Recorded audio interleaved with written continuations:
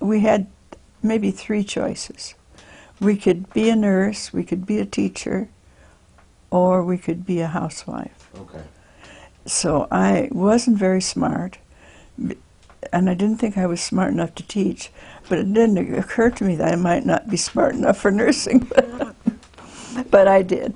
I took a operating room course in Chicago at the county hospital, and that's where, you know, Iowa farm girl, you're looking for the sky.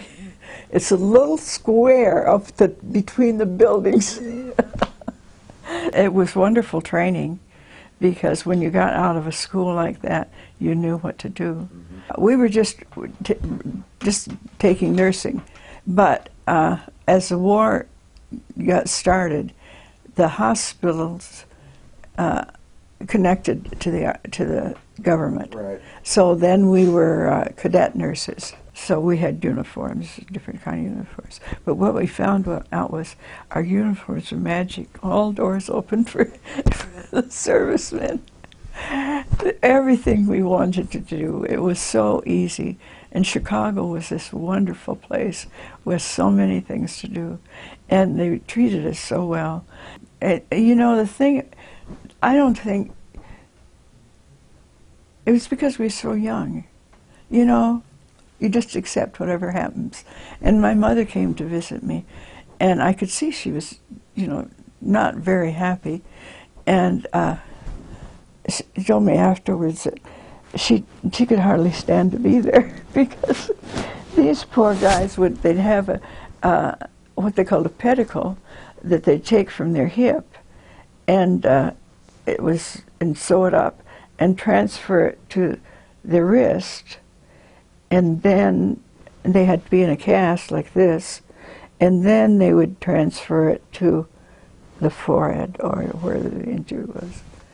And so we were so used to it, you know, didn't think anything about it.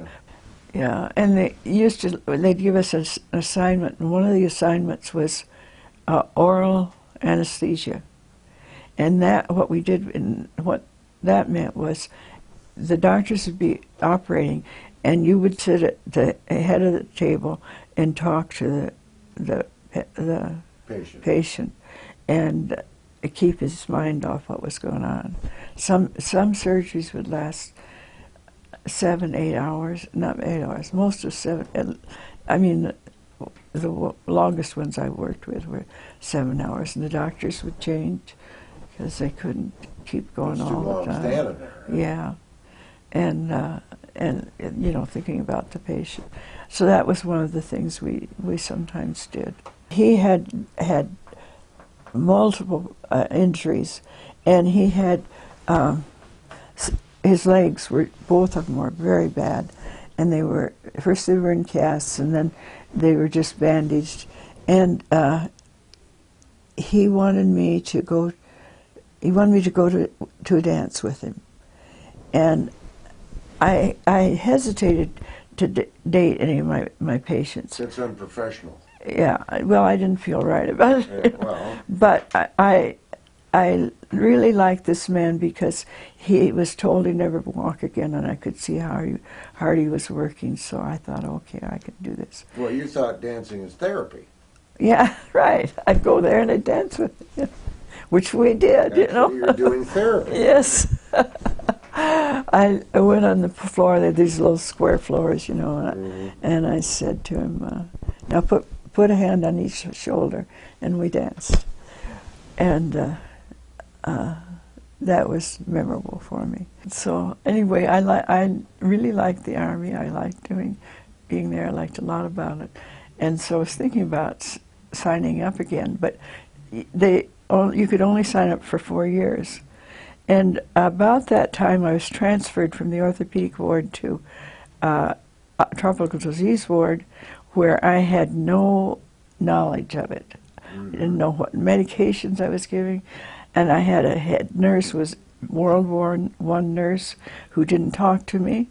She just said, here's your patients, and there's the medicine. And then she left.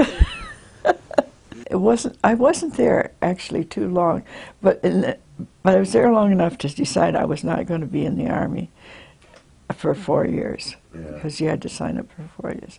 What if I get in a place like this? I have no control. So I thought, I better get out now while I can. Yeah. And so I did. I got out.